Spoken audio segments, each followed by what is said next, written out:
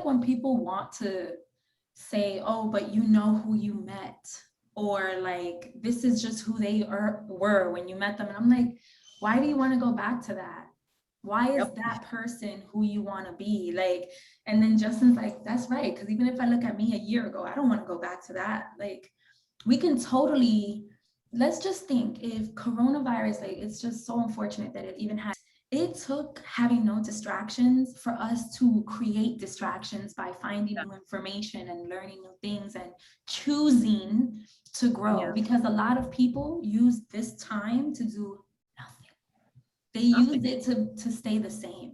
And like, I'm grateful that I was open enough to say, nah, I'm gonna grow up. It's time to change. It's time to learn. We are nowhere near the individuals that we were. And I no longer feel like a black sheep. I've always felt weird around people like, oh, I'm not doing anything. I saw Nicole sitting in the corner and I saw how like disconnected you were, and I was like, I never connected to absolutely any bar. Every time you ever saw me in a bar, I was conforming, and I was genuinely doing it because I believed it was the status quo. It was what we had to do. Like, you go to the bar after work with your friends, you go and do this, but it was such empty conversations all the time, and it was just people talking about the same shit when just a week ago you saw them talking shit about that person. And I am very big at picking up on energy, and I can read through bullshit like I never have before, like on people. I just do. I have been right about every individual that I've ever mentioned to Justin. And like, I don't want to be. I don't think anyone ever wants to be, but no, I can't be fake, bro. I can't do it. Especially now. And I used to be like, yo, just why you gotta be the one person? And I was on that shit, but now I'm looking back at it. I'm like, yo, do I really know these people? Or did we just share the same trauma? We would go from the job to the bar and talk about the job. So the job was still controlling us on our days off, when we're in a bar, when we're just sharing the same trauma and we're relating to the same trauma. And what we need to get over it, fucking weed and liquor out that. And that's pathetic. I put something up, I don't know if you saw it on my IG, and it was like, let's normalize hanging out without drinking. And I received a response from one individual that was like, hell no, I need to drink in order to be around my friends. And I was like, you're numbing yourself. You're not gonna be, you listen to how that sounds. You need to be inebriated to be around people. That's pathetic. And also, why are we wasting our time doing that? Why? When was the last time that you genuinely had a good time where you weren't trying to make yourself have a good time to blend in with the crew? I still can only think of like 2 in my entire life. That's crazy. Let's go out and let's drink and let's have brunch and let's do this and let's go on a trip and I'm like, yo, like, I'm trying to get out of the house that I grew up in. That's my focus right now. It's not that I don't want to chill with y'all. It's not that I don't miss y'all. It's not that I don't love you guys any less. I'm just in a different space right now. I finally met some man that treats me like a goddess. This man will kiss the ground that I walk on, you know? And I have, my son is growing up to be this brilliant teenager. He's an honor roll student. He's like all these things. And I'm like, let me move so I can then enjoy my life with you. But my friends, a lot of times they force me to do things and I don't even think they realize, you know, because I've sat there sometimes and I'm like, okay, I'm at brunch with you. Okay, we're going to talk about this guy that hurt you and how you want to do this. And like, here we go. Here's bottomless mimosas and bottomless things. And here's like, at the end of the day, I'm spending like $150. For what? To listen to your trauma because you don't know how to fix it on your back, on yourself. You don't know how to do it on the back end. So or talk about it without alcohol. Yeah, you're piling it on to me, expecting me to give you some kind of an answer. And it gives you that energy. And then you're sitting in that energy. And I'm like, I'm tired. And it's not that I'm not trying to hear nobody's issues or it's not nothing like that. It's just like, I just need to step back. Yeah. I just need to step back. It's not anything personal. And a good friend, I feel, would just allow that. and say, you know, Yeah. you're right. Maybe I need to take a step back too. Holy shit. Thank you for Yeah. insight. Yeah. Yeah. Do you And feel like so- we gave too much in these friendships? I feel that way. Like I always gave, and then like I'm talking about friendships, family, all that. And then I took a step back, and then I really started looking at shit when I stopped giving. Like who was giving to me? Who was filling up my cup? And I'm like, I'm filling up all their cup. I'm almost out of water. Who's filling my Told shit? him. and it's okay. It's okay to outgrow friendships. It's okay to Mhm. like, you know, be like, yo, I'm not gonna make this trip. I'm Yeah. not gonna make this brunch. I'm not gonna, you know, I'm gonna call you. I'm gonna text you. I'm a, you know, whatever. I'll call you when I call you, or I see you when I see you, you know. But it's not ever anything personal, man. It's not ever anything personal, and it's just about growth for yourself and for those around you, for your loved ones. I want to know like how you're raising your little king, of where he's gonna be one of those men where he's gonna make that girl feel protected. Not only gonna make the girl feel protected, but hold other men accountable. So, you know, my son's father isn't in his life. Mhm. And I have the blessing of having my brother very much involved in his life. My brother to me is a beautiful role model, because I feel like all men have had like their little whole phase. I just want to tell you one thing about like I regret like having that, because now that I'm protecting my energy, and I'm sure you're raised in a beautiful spiritual child and shit, but like I wish I didn't transfer my energy with just anybody. They didn't deserve that. I wasn't vibing with them on that level. You know what I'm saying? Like it's like it's and you know the people in your head that you wish you didn't have on your list because you treated them that way. You know what I'm saying? Me too. I have people that I'm just like, fuck, you know, but like you exchange that energy, and then you have to go back and do like some self-work and to get that like removed from you, because you're like, but I'm very, very honest with my son. When I found out, you know, that he's already, you know, exploring his little parts, I was like, all right, listen, like sex is a real thing. And if you want to look at sex, this is what we're going to call it. We're going to call it sex, because this is what it is, you know, and you have to understand that when you find that person that you feel that you can give yourself to, understand. And I was very firm with him. And my mom was like, Kathy, please, like, you know, filter yourself. And I'm like, I'm not going to filter myself, because I was filtered. And I got pregnant at 19. Okay. I was filtered and I got pregnant at 19. Okay. But sex is real. And when you get to that part, there's going to be good girls and there's bad girls. Because I'm not going to sugarcoat girls. Girls are little bitches too. You know, he's like, I don't want to hear this. And I'm like, no. You're going to hear it because you were man enough to search up cream pies. So here we are, you know? Yeah, that's you know? where he started. I'll be traumatized. Bro, listen. Oh my God. He must have heard it at school or something. Yeah, his little friends sent him screen recordings of Jerk Me. And I'm like, See, but that's why I feel it's so important for children to know about sex at an early age, because it comes at them as soon as they get a phone. Yeah, and it's all there. It's all free. You know how much I used to work at Apple. You know how much parental guidance and controls I have, and he still got it. You know, and I'm like, this is what it's gonna be like. Girls are gonna persuade you because girls know their power. Girls know their power before they like even know it themselves. Doing this can like flip a dude on his head. That in your eyes and hi, and you know, and just say hi. Just say hi. Just say hi. You know, it's like it's so easy for girls, but boys is so dangerous, because like not taking away that it's not dangerous for girls, but like as a mother of a son, I'm like, yo, this could go very ugly very fast.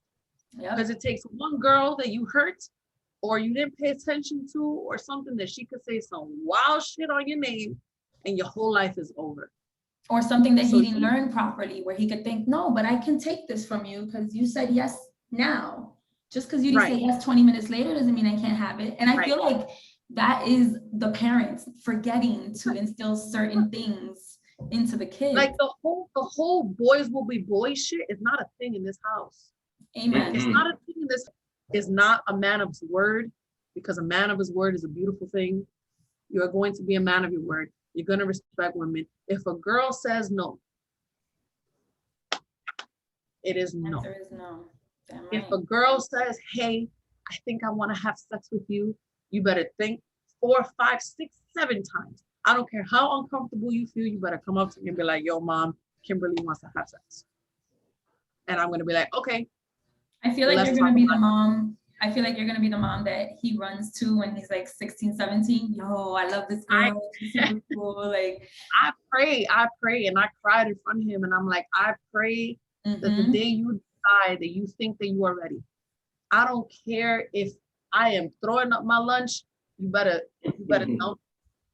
tell me and tell me everything. I don't want anything excluded, and he's concerned because, like, women get cramps and stuff. So I'm on my period, and he was like, I was cramping the other day. He was like, do you need like ice? And I was like, I'm like, just give me some chocolate. Just give me some. that's nice though. That's nice that he's saying that. He's conscious of it. It's very considerate, and it's like, part of it just feels like, because I'm raising him, it's just me and my mom, but he also sees the amount of love that my boyfriend gives me on a regular, like, he's like, I love your mom, whatever, and they joke with me, they kind of like roast me together, I'm like, no, but that's good. He has to see like that dynamic, because I feel like a lot of parents shelter their personal life and just parent. And it's like, no, shouldn't your kids see who you really are? Affection is real. Romance is real. Love and respect is real. And you don't have to like, oh, let me hide this from my partner, and let me hide that, and let me not tell them this, and let me not tell them that. And I also tell him, like, yo, it's okay to cry. It's okay to like get upset. It's okay to, like, if you're angry, go scream in a pillow, but don't ever touch a woman. If she hits you, walk away. I don't care if she broke your face. You walk away, you go report her to the cops. That's what you do. But you got to teach him about his emotions too, and not even just dealing with women, just in general. Like, it's okay. You're not less of a man to cry. You're not less of a man to do any of these things. Yeah. And the main thing to teach, because you could teach like somebody to be a good man. Like, I never force my way on nobody. But what I have done is notice fucking behavior that was very, very volatile and very around me, with the people being a little bit too aggressive with women and not calling out bad behavior. Those are the type of shit we got to teach. Oh, honey, I told her to watch Man Enough. Is a really big thing, taking care of himself, being in tune with his emotions. I teach him meditations, because when he was younger, he was like really angry at a lot of things. And I noticed that whenever he would get upset, he'd scratch his face. He scratched his own face. And I'm like, yo, like, why do you do that? Like, what's going on? What's happening? Like, I talk to him a lot. I try to be as open-minded and as reasonable, to the level of not so much being a parent, like, oh shit, this is mom. More like, yes, I'm mom, but yo, you can talk to me. Yeah. Nice even balance. Do you like, I know there's a thing like with adults, like a lot of parents, like, you're supposed to respect adults' authority and stuff like that just because they're adults and shit like that. Do you like tell them not? Because that's how kids get like molested, unfortunately, or just that shit happens because they think that, oh, you're the adult. You're supposed to drive this car the right way. Yeah, have that. He questions a lot. Like, that's one thing I'm like, she's definitely my kid, because I was the one that was like, just because you're my parent or just because you're my teacher doesn't mean that you're right. That's good. That's true. That's good. So he's definitely my kid. When he tests me, I'm like, but that sharpens up your name. That sharpens up your parenting, because he's questioning. Yeah, because he questions me and he tests me, and I'm like, shit, like, you are so my kid. Don't you remember when we were kids, right? And let's say you're in an elevator with your mom, and then 3 adults get into the elevator, and your mom hits you in the back and forces you to say hello. forces Yep. you to ask them how they're doing, forces you to have a conversation. And it's Oh, like, kissing Or goodbye. why are you to take a teaching step me back. this? Why are you Or teaching me force to you kiss to take a everyone's step ass? back. Yeah. Yeah. My parents used to be like, yo, like move out of the way. And I'm like, why do I have to move out the way for somebody else? Like, yo, you better take a step back. You know, my parents are big on you got to take shit to get somewhere. But I'm like, but you're also still trying to make it. Mm. So no, I don't have to take shit. No, I'm not going to shut up. No, I'm not going to lower my tone. No, I'm not going to think any less of myself because that person is a higher pay grade than me. You know, no, I'm going to question it. I'm going to question it. And that's why a lot of times with these doctors that I used to work with, it didn't work out because I'm like, why? You know, when is that, you know, and a lot of times it's like, they teach you to lower your tone, and a lot of times like, oh, you gotta take shit to get shit. And I'm like, nah. No, you don't. No. You don't. And If Corey shit is not right, taught you us don't. that. If shit is right, you don't. Yeah, it's just no. It's not that I'm just being disrespectful. It's just no. And also I just feel like there's an importance of like giving your kid a voice. Like they should be able to say, I don't like this person's energy and I don't want to say hi to them every morning. I don't have to. I'm 10. Let me live. Like, why did we have to do that? Because all that ever did was allow us to be groomed by adults and allow them to basically manipulate our minds however they wanted to, because we felt we had to let them. We And have to. I feel like Because that's they so know better, scary. because they were in a higher position. And I'm like, Yeah. yo, you didn't know anything. You knew as much as I knew. You knew as much as I knew when I was my age. Like that's why Linkin Park, I don't know if you guys are Linkin Park fans, but like Linkin Park, like the Numb song Yeah. was like so imperative to me growing up, because it was like that one part that says, and I know that you are just like me with someone disappointed in you. And I'm like, exactly, bro. My brother said it the other day. He was like, yo, like our generation was the one who put mental health on the map. Because we were like, yo, we were so, and it didn't even really have to be like physical or sexual abuse. It was just, yo, we were so traumatized because we were taught to be so conformed. And we had to grow up so fast because technology was racing us. You know, we were racing against time. Bro, they told us to pick a career at 17. What the fuck does that even mean? What does that even mean? You know how many times your career choices change in college? That's my thing. It's like, isn't it funny? That's 4 years. But look, we're all in our 30s, right? Honey, I know you're on your way to 40, but still, we can think of this, right? How many times do we talk about something and an adult that's older than us, like, how old are you? And you're like 31, and they're like, I un bebé. Oh, you're a baby. You're a baby. I'm like, so if I'm a baby, why are you asking me to have kids? Why are you asking me to do this? Why did I have to figure out what I wanted to do at 16? Why to everything? And like, I feel like that's crazy. Yeah, and like, why are you telling me that like everything that I'm feeling is wrong? Why are you Because they're telling me system police. I call them system police, system soldiers. Whenever you start thinking outside the box. Like the Matrix guy that used to walk around with the, trying to get, what's his name, Neo. Mr. Anderson. You know, there's always that guy, man. There's always gonna be that guy. man, always. And I'm not fit to be the norm. I've always known it, and I've always tried. I've always, you know, that was a lot of self-work that I tried to fit in. I tried to be the pretty girl, and I tried to be like the popular girl and the funny girl, and I'm like, this doesn't really work for me. You know, as an adult, I was like, not two goofy bitches, man. Be goofy bitches. you know, I'm a goofball. I love to laugh. I love to joke. I like, because life is a lot to not laugh. I mean, like no matter what I go through it with a smile. And it's because, yo, you have to, because your parents aren't going to tell you to do it. Your teachers aren't going to tell you to do it. Your boss ain't going to tell you to do it.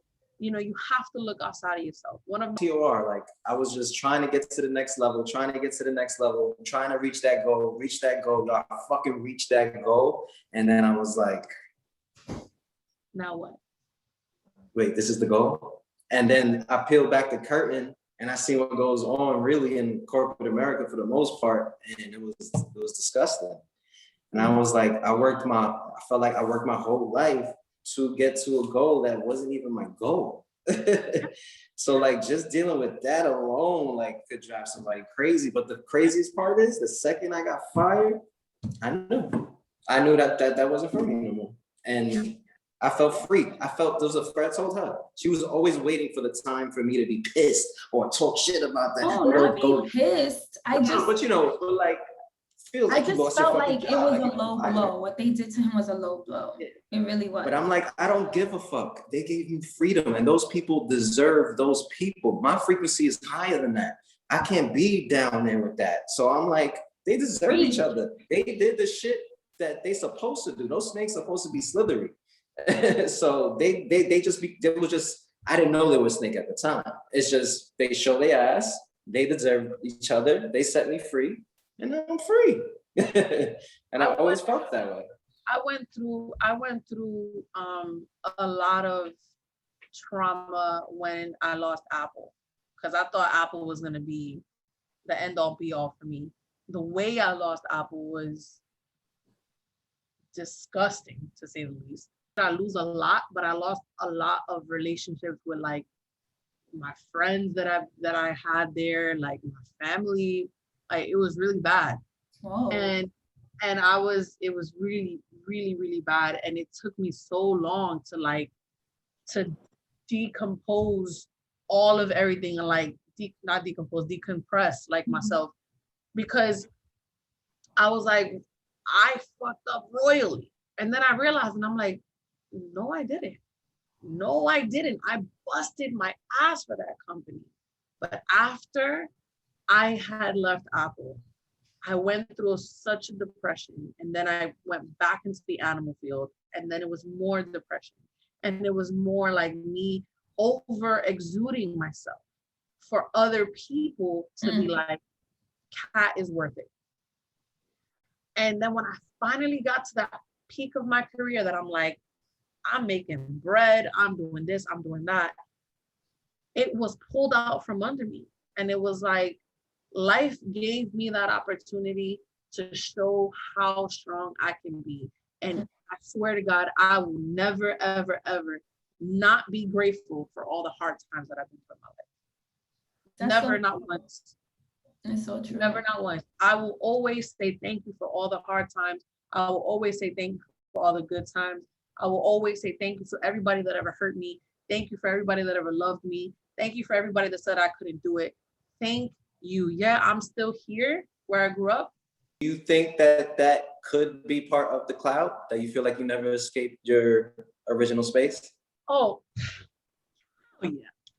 Hell yeah. I'll tell you why. I had a sleep paralysis point at one. This is the one that I told you I woke up screaming from. I was sleeping in bed and I saw myself get up, but I was still in bed. And I was yelling at my son, and I'm like, Alex, please, wake me up. And he's just laying in bed doing this, like brushing me away.